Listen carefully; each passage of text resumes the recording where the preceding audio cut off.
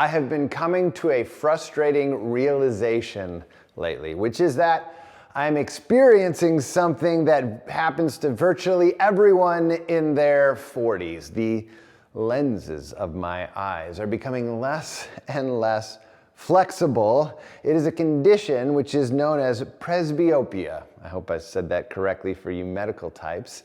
And what this condition does to you when you're older is that when you attempt to look at things that are very close to you, well, they can be a bit blurry. And so what you end up doing is you start reaching your arm and raising your eyebrows, trying to see something clearly at an arm's length. And I'm sure if you are younger than your 40s, you've probably mocked all of us older folks for needing to do that sort of thing. But that is where I am in life. The good news is that despite a hit to my ego, the remedy for presbyopia is relatively simple and straightforward. It's to get a pair of these reading glasses. How do I look, by the way? Oh man, everything is blurry. I need to take those off. But you need to wear these in order to see more clearly the thing which is very, very close to us. Today, I want to try to help us see clearly what might be one of the closest things to us, one of the things that is nearest and dearest to our hearts, which is our love lives, or lack thereof, our relationships. And in an interesting comparison, our relationships tend to be one of those things that are frankly so close to us that it's hard for us to even see it clearly, right? Whether we're single or married or kind of on the way to becoming married, it's difficult for us to get a clear picture of those relationships. And so as we work through 1 Corinthians chapter 1, I'm hoping that the Apostle Paul can help provide a little bit of clarity for us today. We've been working through this letter, this ancient letter, written to a church in the city of Corinth, which was a Greek city, that was established or started by the Apostle Paul. He stayed there for about 18 months, and then he went on to establish and start other churches. And when he left, that church was there in this very intense and interesting city, and it found itself sort of straying off the central path or the central tenets of what they were supposed to be about, which is to trust Jesus in everything and to love him and to see clearly his way and to be led by his Spirit. Those kinds of things they were struggling to do. And so they had let him know that they were having some issues, and he began to respond to those issues throughout this letter. Well, one of the things that was going on in the city of Corinth was that they had a temple there to the goddess of Aphrodite, which is the goddess associated with love, lust, etc. And it was on the high point of the city. And one historian named Strabo said that there was over 1,000 temple prostitutes that worked there and yada, yada. We don't know how many of those numbers are exactly accurate, but what we know for sure is that Corinth became a city where, well, one's love life was sort of up for discussion. What I mean is that to Corinthianize was a term that meant to sleep around or to commit sexual immorality. And so as we look at this letter, we see the Apostle Paul needing to address their love lives, their sexual issues. In chapter 5, he addressed a couple where a man was sleeping with his stepmother and not even trying to hide it, which gross, right? By the way, he said kick him out of the church. By the way, I read the study this last week by Reichman University that suggested that infidelity may be, in fact, contagious. And what it meant was that their study demonstrated that exposure to norms of other people's adultery decreases a person's commitment to their own current partner while increasing their expressions of desire for an alternate mate. Did you catch that? So basically, if you expose a person who's in a loving relationship to a whole bunch of other people who are cheating on their spouses, they start to think that that's normal and even find themselves more attracted to somebody else. Crazy, right? Well, the Apostle Paul didn't need a study from Reichman University to know what to do. He's like, get rid of these folks from your church. That was chapter 5. Chapter 6, the Apostle Paul says you need to think about rightly this sexual ethic. And so he called on them to address some of the lies that they had been believing about sex. And then we get to chapter 7. Now, last week we took a brief aside in chapter 7, sort of grabbed a few verses, where we talked about what a person's calling is in this world. And we mentioned that it's connected to singleness and marriage, but we didn't really talk about those things too clearly. And so today we're going to dive into the rest of this chapter. And this chapter, oh boy, it is a doozy. Let me tell you, as I've been reading this chapter, it has become very clear to me that the Apostle Paul is not and was not particularly interested in making a very easy thing from which to preach a Western sermon in a linear fashion. What I mean is that he seems to jump from one idea to the next, and he's kind of all over the place. I've had this experience with my children when they come to me and they say, "Dad, can you read this essay that I wrote for class?" And I've learned this over time. I now have to say, "Sure, but I need to understand what you want from me when I read this, because if you want me to read this and tell you how wonderful it is, I'm not very good at doing that." And they say, no. I say, "Okay, so let me read it." And there's times where I'll read these essays and I'm like, "Okay, I'm not sure what you're trying to say. I definitely don't know what the assignment was. So if you could give me the original assignment, then maybe I can understand what you are trying to say." Now, in the Apostle Paul's case, he's not a middle schooler writing an essay. Obviously, he's brilliant, he's all that. But the challenge is, we don't know what the assignment is exactly. What I mean is, he's clearly answering questions of some kind, but we don't really understand everything that went into asking that question in the first place. Do you see what I'm saying? So one of the challenges as we work through chapter 7 is to try to understand what is happening like underneath. Like what went into this before this moment, so that when he gives us his answer, we can kind of understand what their question was. Now, often I read a bunch of commentaries and listen to a bunch of sermons and that sort of thing. And I tried that on this chapter.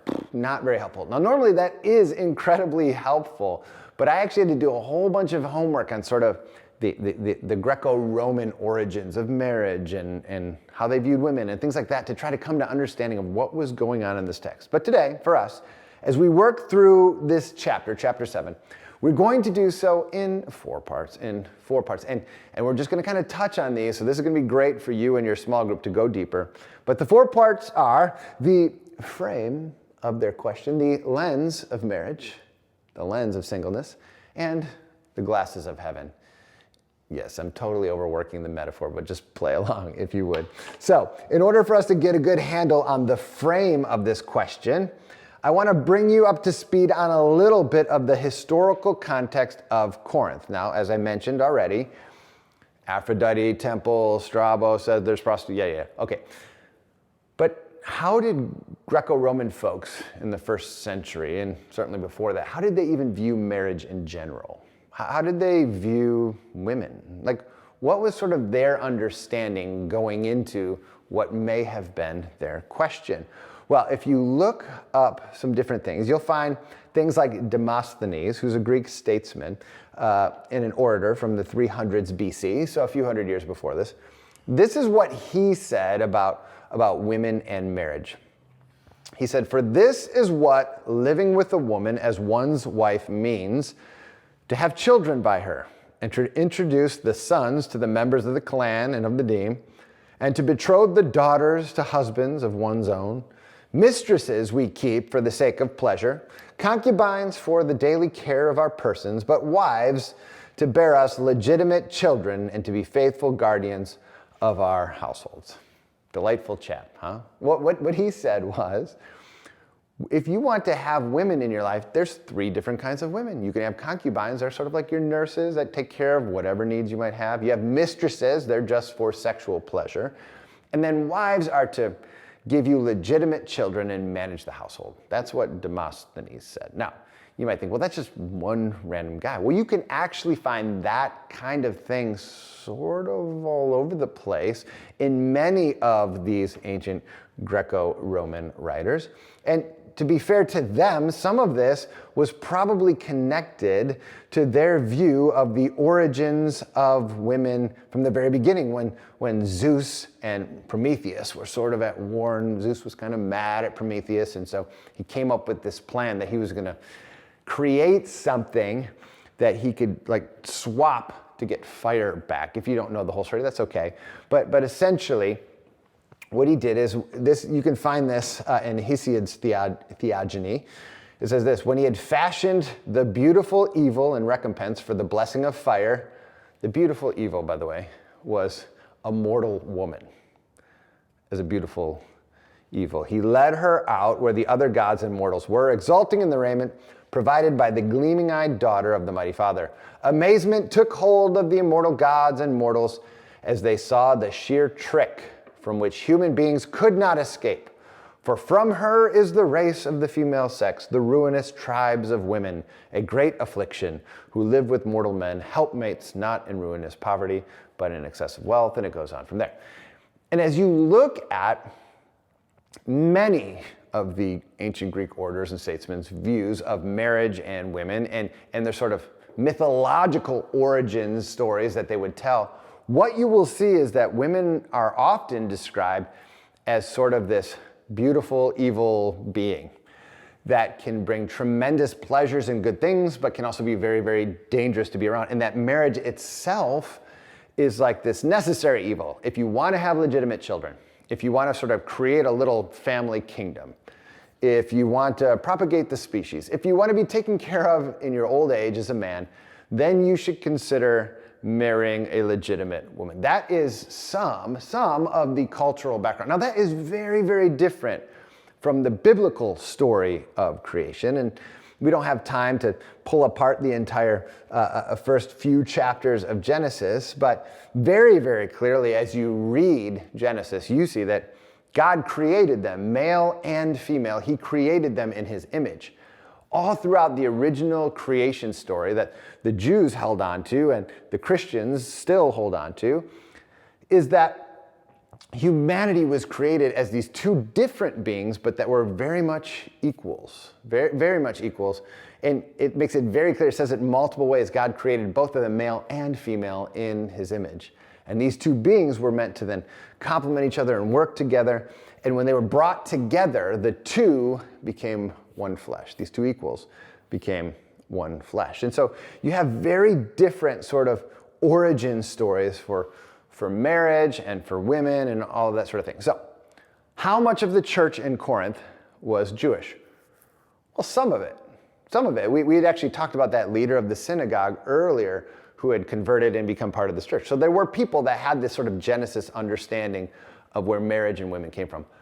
But how much of it was Gentile or Corinthian? Well, probably most of it.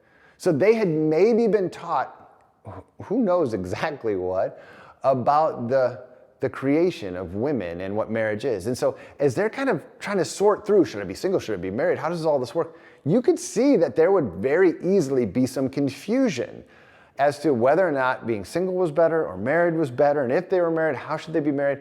And that's why the Apostle Paul is going, okay, you guys, you wrote some stuff to me.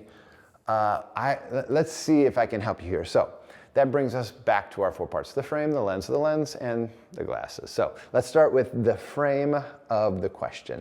Let's dive in and see if we can understand what their question was exactly. Here's how chapter 7 starts. Now, concerning the matters about which you wrote, it is good for a man not to have sexual relations with a woman. But because of the temptation of sexual immorality, each man should have his own wife and each woman her own husband. The husband should give to his wife her conjugal rights, and likewise the wife to her husband.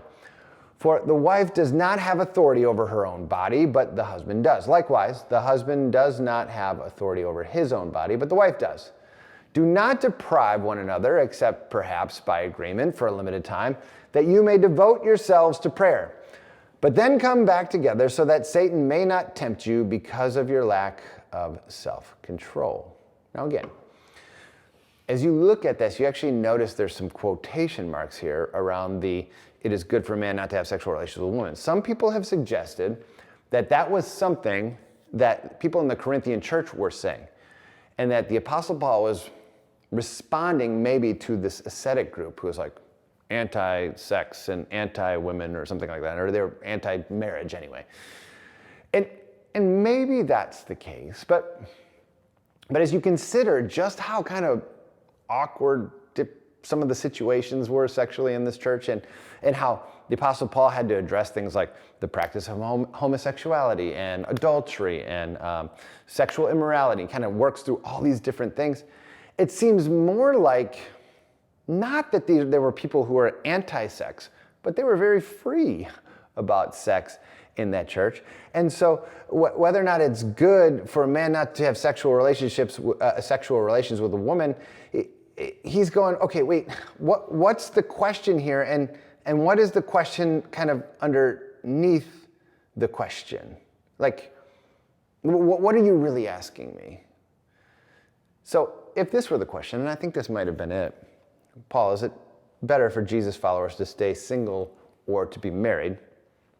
How would you answer that question?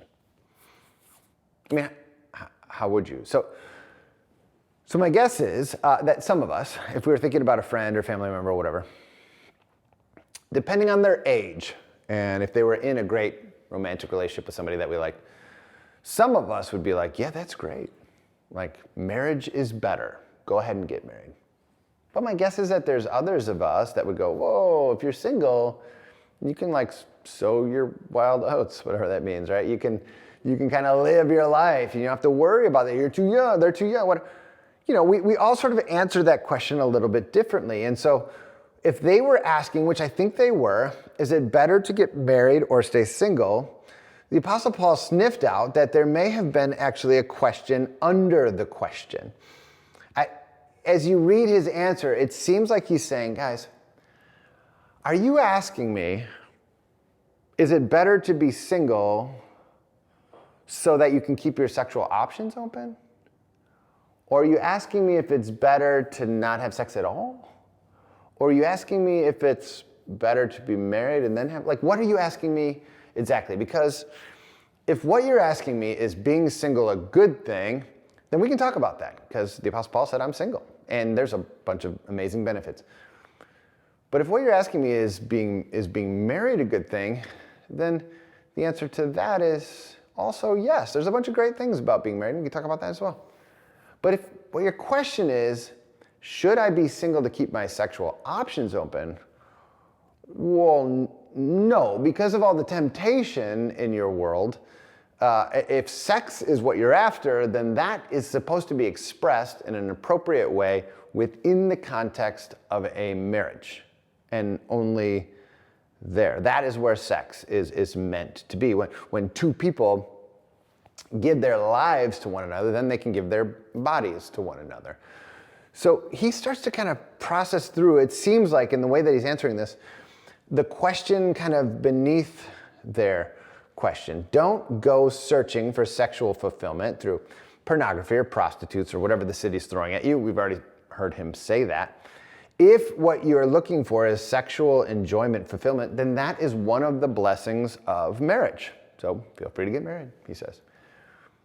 So if you're asking me if you should stay single or get married, it kind of depends on, well, why you're asking the question. I remember talking to some guys in my college accountability group when I was dating the woman who would become my wife, but we were not yet married, and we were talking about getting married, and I was thinking specifically about the woman that I was dating, who's now my wife, but I was also just thinking about marriage in general, and I was kind of pushing back a little bit, and I was like, yeah, I mean, I know, like, probably we're headed towards marriage and all of that, but, there's just part of me that's a little hesitant, because, I'm young, and if you get married, then you have to forsake all other women in the romance department for the rest of your life, And I remember one of my friends being like, oh, wait a second. He said, Ty, how many women are you sleeping with right now? I was like, 0. He's like, but if you and, this woman get married, then how many would that be? I was like, 1. He's like, I'm not great at math, but 1 seems like a lot more than 0. Now, that was 20-year-old logic, but what he was saying was, is your reason for wanting to be single to keep open sexual options? Because that's not right. If it's because this isn't the right person, or it's not the right time, or you're not mature, then okay. But being single for more sexual exploration is a non-starter. There are certain blessings in marriage and certain blessings in singleness, and you're free to pursue either one. So Paul answered their question about which is better by saying, well, it kind of depends while you're asking. Down in verse 36, if anyone thinks that he's not behaving properly towards his betrothed, if his passions are strong, and it has to be, let him do as he wishes. Let them marry. It's no sin. But whoever is firmly established in his heart, being under no necessity, but having his desire under control, and has determined this in his heart to keep her as his betrothed, he will do well. So then, he who marries his betrothed does well, and he who refrains from marriage will do even better. So he said, it kind of depends. So that is sort of the frame of their question. Well, what then would be this lens of marriage that we're talking about? Well, he does, after initially answering that question, he then starts to give them some charges and some advice about both singleness and marriage. Now, he himself was happily single, and yet he didn't want them to go, oh, then that must mean I guess I have to be single just like him, because some of them were married. So I was like, no, you're married, so like there's kind of a different set of rules here. And what he says is, to the married, in verse 10, I give this charge, not I, but the Lord. The wife should not separate from her husband, but if she does, she should remain unmarried, or else to be reconciled to her husband, and the husband should not divorce his wife. To the rest I say, I, not the Lord, that if any brother has a wife who is an unbeliever, and she consents to live with him, he should not divorce her. If any woman has a husband who is an unbeliever, and he consents to live with her, she should not divorce him. For the unbelieving husband is made holy because of his wife, and the unbelieving wife is made holy because of her husband. Otherwise, your children would be unclean, but as it is, they're holy. But if the unbelieving partner separates, let it be so. In such cases, the brother or sister is not enslaved. God has called you to peace. For how do you know, wife, whether you will save your husband, or how do you know, husband, whether you will save your wife? So, in essence, he said, yeah, just because I think that singleness is awesome, that doesn't mean you should go about getting divorced, because marriage is intended to be sticky and to be shiny. So what do I mean? Well, he says your marriage is supposed to be sticky. Your marriage is intended for life. Jesus taught as much in the Gospels, till death do you part and all that. Your lifelong commitment is a testimony to the world of God's faithful commitment to you. So even as things are up and down and sideways, you stay with them. Even if they're not a believer, is they're willing to stay with you, he says, then stick with them, because that is part of what marriage. You now are one flesh. You can't unone what God has won. That's a phrase I ripped off from some mega church guy. But this idea that once two people become one flesh, to rip apart one flesh is going to cause a wound in the best of circumstances. And so stay together. Now, he says if someone may leave you, okay, that might happen. And if that's the case, then hang in there as a single person in hopes of reconciliation. But in as much as it's in your power, stay with them. Marriage is sticky. It's also shiny. What he says is, before you start asking me about, well, I married a pagan and I'm not sure what to do, you stay married to them, because in some way, your relationship with God sort of reflects onto them. Like, you don't know if your knowing Jesus is actually going to be something that helps convert your spouse, or that if in some way your understanding of who God is then trickling down to your children. You don't know, he says. And so your marriage is supposed to stick together, and then it's going to shine. It's going to reflect onto those that are around you. Even if you're the only Christian in your home, maybe especially if you're the only Christian in your home, you are a light maybe in that dark place that God is going to use. So married folks, he says stay married insofar as it's within your ability to do so, and know that something powerful is happening there. Single folks, well, there's a lens towards singleness as well here. He says two things about singleness. The first thing he says is that singleness can be a gift. He answered their question. He gave some marital advice, and then he spent a whole bunch of time in this chapter talking about how awesome being single is. Verse 6, now, as a concession, not a command, I say this. I wish that all were as I myself am, but each has his own gift from God, one of one kind and one of another. To the unmarried and to the widows, I say, it's good for them to remain single as I am, but if they cannot exercise self-control, they should marry, for it's better to marry than to burn with passion. For some, they may receive their singleness as as a gift. The word charisma here. It's actually the same word that gets used a little bit later. It's kind of Bible nerdy, I know. But it gets used a little bit later to describe this other spiritual gifts like prophecy and helps and all these other things. The Apostle Paul says, it's not just that I am single. I believe I have a spiritual gift of singleness, that God has freed me up to serve him in a way that I might not be able to serve him otherwise, that my singleness allows me to be used for the good of the church and for the glory of God in a way that if I were married, it might not exactly be the case. So for me, he says, I think it's a gift, and I kind of wish there were more people this sort of dedicated and on fire to serving God's church like I am. That is not my spiritual gift. I'm married with 3 kids, and I have come to recognize that there are probably things that I could have done that I did not do because I have a wife and kids. In some ways, I could have been more productive. There's probably books that I have left unwritten, and so many books that have been unread that I could have read and maybe could have written if I didn't have a bunch of time at a soccer field or homework or whatever, right?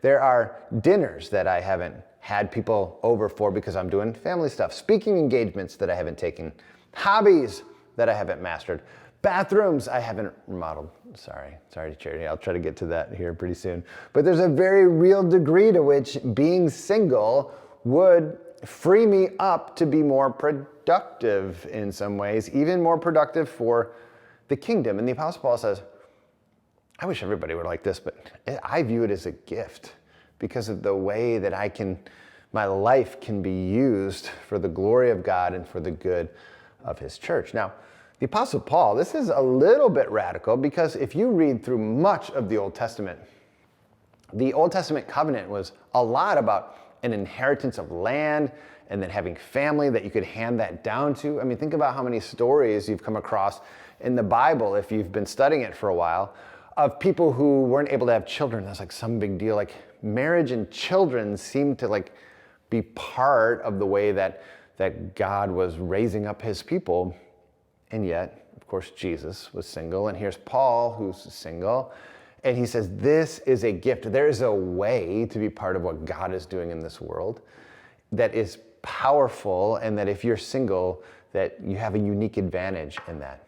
Not only is it a gift, but he says it's good, which I think this is important because some of us are single and we don't view it as a gift. It's a reality of where we are right now. Maybe we want to be married. Maybe we're not sure if we want to be married, but it doesn't feel like some great gift.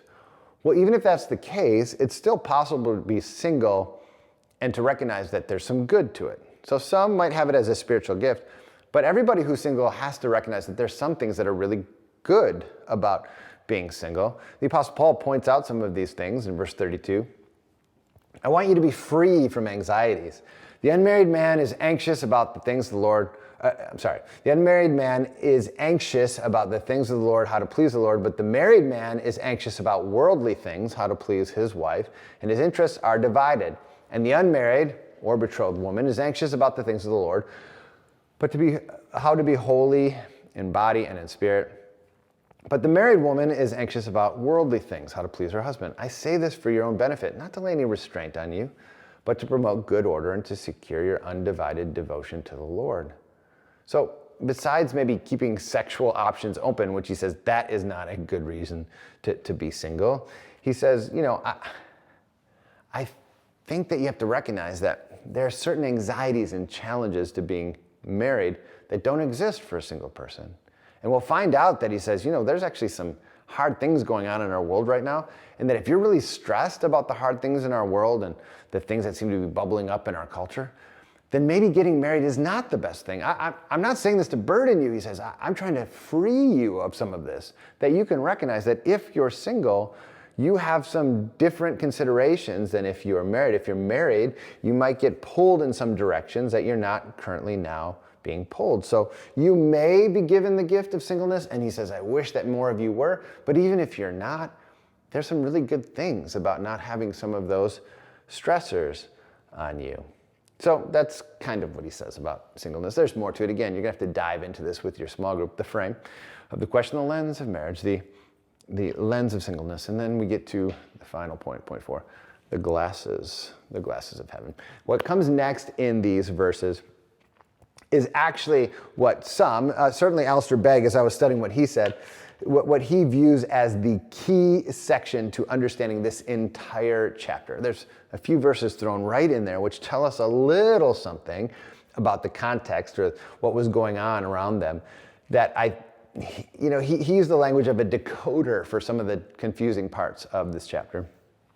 And this is how it reads. So let's hang on to these. Verse 29. This is what I mean, brothers. The appointed time has grown very short. From now on, let those who have wives live as though they had none, and those who mourn as though they were not mourning, and those who rejoice as though they were not rejoicing, and those who buy as though they had no goods, and those who deal with the world as though they had no dealings with it. For the present form of this world is passing away. Now, we don't exactly know what the crisis was that was happening in or around Corinth, or maybe where Paul was, but here's what we do know. When Paul wrote this letter, he was personally facing some persecution. He himself had been beaten and imprisoned and all kinds of things already, so tensions were ramping up. Emperor Nero, he was probably 10 years out from really doing anything in a real structured sort of persecution, but certainly things were already starting to feel a little off with this sort of crazy emperor and his crazy ideas. Within 15 years of this letter being written, the city of Jerusalem would be destroyed. And so these tensions were starting to build in the Roman world that were turning people against Christians. Now, while that church may have not had specific things in mind, maybe it did. Maybe there were financial difficulties or some persecutions or some people and groups in their city that were sort of mistreating them. Whatever the case was, something was going on that the Apostle Paul said, listen, with the way things are right now, it might be even easier to stay single because it's getting a little bit dangerous, a little tense, a little something out there. But again, he says, if you want to be married, and we read that already, go ahead and do it. You're not sinning, but there are some ways you might be a little bit freer of some of these worries that you have if you just stay single. But he makes this really interesting statement about, from now on, let those who have wives live as though they have none. Wait a second. I thought that I'm supposed to stick with my wife and only have a relationship with my wife. So now I have a wife, but I can act like I don't? Does that mean I get to sleep around or get to leave her? No, that's not what he's saying. Those who mourn as though they don't mourn. I mean, what's going on here? Well, it seems like what he's saying is that they needed to live in such a way that when they thought about any part of their lives, including their love lives, all of it had to be seen through the glasses of eternity. So what I mean is that whatever you or I have accomplished or built or have earned, just think about in this world, just think about right now. Let's get out of Corinth for a second. Well, whatever we've earned or accomplished, whatever we've built, whatever we've done, everything that we have done eventually is going to become somebody else's to manage, to sell, to lose, to damage, to whatever. Somebody else is going to take on our legacy, and we're probably going to be forgotten. So like freaking out, I got to we have to recognize that all of these things are only for a short time, and in the end, eternity is going to be spent in a slightly different place that isn't exactly here. Just recently, I was back in the room where I spent many years of my life doing ministry as a teacher and a chaplain and a youth pastor. And I looked around and so many things were different. The room where I had preached hundreds of sermons to students has been remodeled, so it doesn't look the same. Many of the staff members, the families that I knew who were at that church for so long aren't there. They've moved on, they've grown up, the kids have graduated. I mean, there were very few things around that I could even recognize as having my fingerprints on them. And then I saw a rack of Bibles outside the chapel. I thought, oh, cool, that's my legacy, these Bibles, because we used our youth budget to purchase those back in my day. And I flipped them open, and there was a sticker that said property of the crash. The Crash was the youth group name that I came up with like 100 years ago. And I was like, cool, look at my legacy. Somebody came along and said, yeah, we don't even call the youth group that anymore. I thought, okay. So really, the only thing that's lasting is God's word, and that's not my doing anyway, really. Everything that we manage or build or have, it's all going to fade. It's, other than God's word, it's all going to be handed off to somebody else. So whatever you do, work-wise, your dealings, the things that you do in business, he says, do it as if heaven is realer than here. Do it as if it needs to be leveraged for an eternal purpose, but the stuff here is gonna fade here. Consider your mourning, he says, your sadness over the suffering or the loss of a loved one. It is legitimate, and it matters, and it's horrible to have to go through that kind of pain. But also, Paul reminds them, heaven, y'all, like, this is passing away, that all of this is passing away, that when I close my eyes in death and open them to the bright, glorious morning sun of heaven, then I'm not gonna have any moments more of suffering or sadness over what may have endured in this life. No, we're gonna mourn, we will mourn, but we don't mourn as those who don't have hope. We mourn for a time, but we know that eventually there will be no more mourning. So you can mourn as those who don't mourn, in a sense. Consider the things you've purchased. We care so much about getting a new phone or sneakers or kitchen cabinets or whatever. It all wears out. We purchase those things, but we recognize that in purchasing things, it doesn't like fix or save our souls, and that we can't take it with us anyway, so we buy as if we're not buying anything. Consider your marriage, he says. Be married or have a wife, he says, as though you don't. Be married.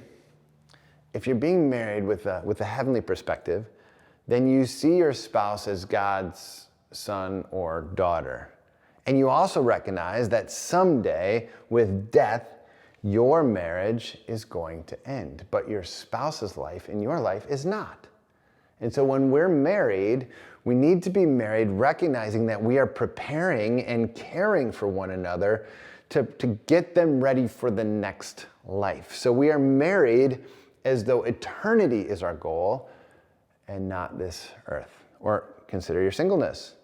Enjoy it as a gift or as a good. Either way, enjoy it. And know that your life will not always be like this. There will be times, and there are times probably right now, where you feel, even though you know Jesus is everything and maybe you're totally on track faith-wise, but you still feel lonely at times. You still wonder, does anybody really know me or care at times? Well, that's also going to end. Just like marriages will end, so too will your earthly singleness. Those moments of wondering will come to an end, and there will be a day where you are known fully and welcomed into an eternal family. So be single, but as though you're not single. This is actually a big deal here, that we start to see things with heaven's eyes. Whether you're married or single, our days are numbered, and everything that we do needs to be for the glory of Jesus, and understanding that he's the one that's going to put all the broken things back together. But my question is it better to be married or to be single? And I imagine Paul saying, listen, walking in faith in your city during this crisis is not easy. I know that lust can pose very real temptations at every turn for the married or the single person alike. I know that some of you are dissatisfied with your current love life or lack thereof. I know this. And I need you to know that if you're married, that's good. It's in line with the mandate of Genesis 2, stick together and shine. And if you're single, that's good. In some ways, you are even freer to be able to serve God. So I'm answering your question not to cause you headaches, but to help you flourish in your faith. So whether you're single or married, it is for the Lord. Walk in him, be a light, be deeply devoted to Jesus, so that your singleness or your marriage becomes a tremendous testimony to the world. Well, thank you so much for joining us today for our online service.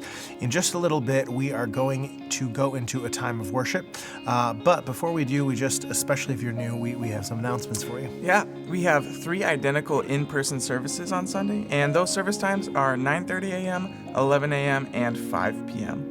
There's so many things going on at GBC right now, including Operation Christmas Child, a family serve day, and so much more. The details on everything happening at GBC can be found in The Loop, our e-newsletter. It is the best way to stay up to date, and you may subscribe to it at grace82.org/loop. And then finally, here at Grace Bible Church, we believe that giving is an act of worship. You may give online at grace82.org/give or by mailing your offering to our 1300 South Maple Road address. Before we go into worship, let me pray for us. Father, would we take this time before you to treasure you and cherish you? Would we learn to love you more? Thank you for what you have taught us, for what you have shown us today. Amen.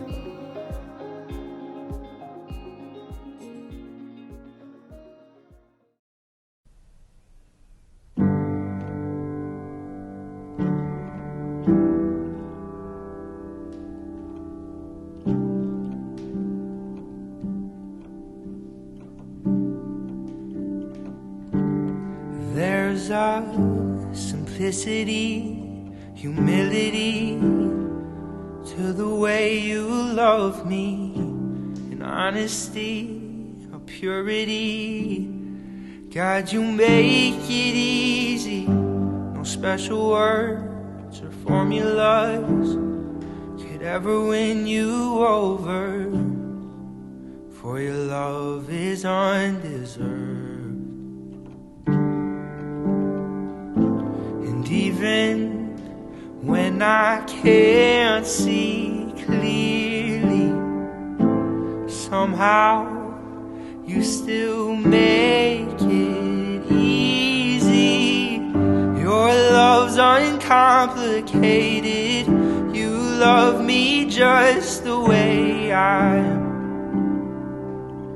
So I stand before you, I'm totally surrendered, with open hands and open heart.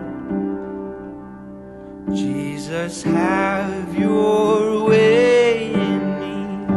My brokenness, my loneliness, and the secrets you see. My deepest thoughts, my hidden wars. God, you see right through me. Even when I'm overthinking, somehow you still love me simply. Your love's uncomplicated. You love me just the way I am. So I stand before you, I'm totally surrendered, with open hands and open heart. So Jesus, have your way in me. Ooh, oh, ooh, oh. Jesus, have your way in me.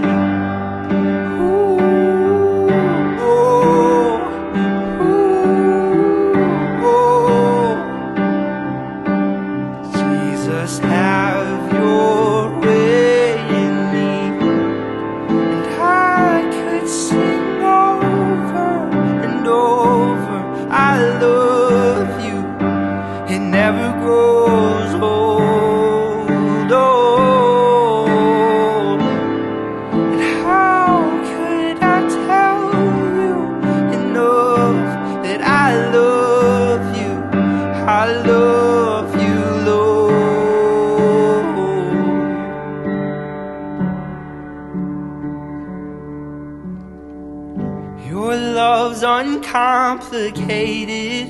You love me just the way I am. So I stand before you. I'm totally surrendered, with open hands and open heart. So Jesus, have your way in me.